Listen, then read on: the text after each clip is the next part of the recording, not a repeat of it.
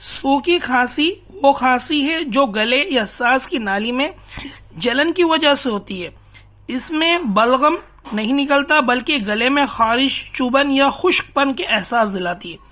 यह अक्सर रात के वक्त या ठंडी हवा में बढ़ जाती है जो नींद को भी मुतासिर करती है।